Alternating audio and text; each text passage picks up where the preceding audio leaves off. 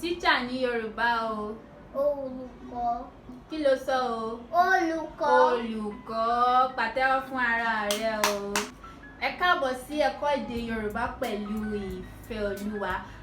Lónìí a wà níbí pẹ̀lú ọ̀kan lára àwọn akẹ́kọ̀ọ́ wa. Lónìí a fẹ́ sọ̀rọ̀ nípa àwọn ohun tí a máa ń rí nínú ilé ìwé ní Yorùbá. Akẹ́kọ̀ọ́ wa, ó yá sọ orúkọ rẹ fún àwọn ará ilé. Orúkọ mi ni Ẹwà Olúwa. Ẹwà Olúwa. Káàbọ̀ sí orí ètò Learn Yorùbá with ìfẹ́ Olúwa. Lónìí a máa sọ̀rọ̀ nípa àwọn ohun tí ó wà nínú ilé ìwé. A ó bẹ̀rẹ̀ láti school. Kí ni school ní Yorùbá? Ilé ìwé. Ilé ìwé. Ó yá pàtẹ́wọ́ fún ara rẹ o. Ìyẹn ni pé school ní Yorùbá, ìyẹn ni ilé ìwé. A wá máa sọ̀rọ̀ nípa àwọn ohun tí ó wà nínú ilé ìwé. Ẹwà Olúwa, a máa ń rí tébù nínú ilé ìwé. Kí ni tébù ní Yorùbá? Tábìlì. A rí tábìlì nínú ilé ìwé.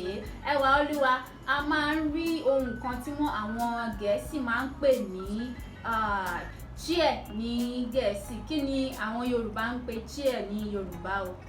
Àga. Àga ni wọ́n máa ń pè chair ní Yorùbá. Ẹwà Olúwa, kí ni chalk ní èdè Yorùbá o? Ẹfun.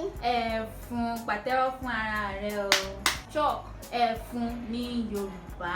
Kí ni book ní Yorùbá? Ìwé. Ìwé ni a ń pè book ní Yorùbá.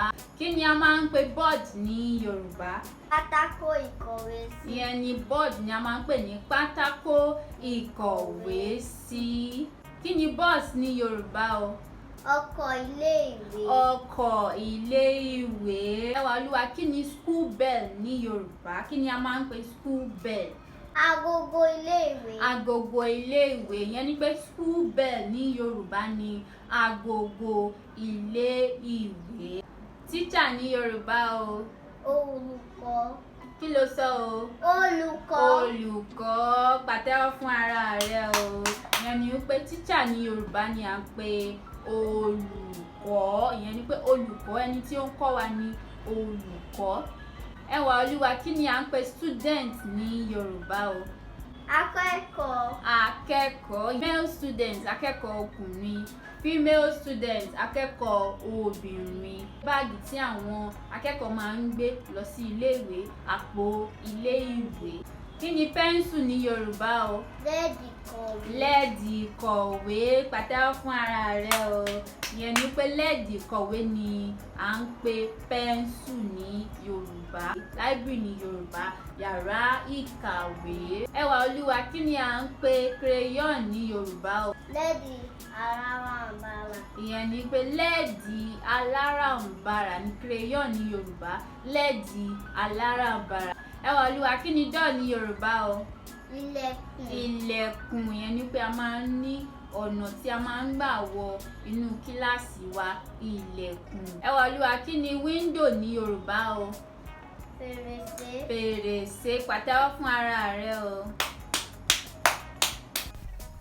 Nursery school, ilé ìwé jẹ́lésìmí. Primary school, ilé ìwé alákọ̀ọ́bẹ̀rẹ̀. Secondary school, ilé ìwé gíga. Ẹ̀kọ́ wa ti tòní yìí ti parí. Ó yá Ẹwà Olúwa, sọ fún àwọn ará ilé kó dàbọ̀. Ó dàbọ̀. Ó dàbọ̀. A máa rí yín bá o. Ẹ má gbàgbé láti fẹ́ràn kí ẹ sì subscribe sí orí ìkànnì wa Learn Yorùbá with ìfẹ́ Olúwa. Ẹ ṣeun o.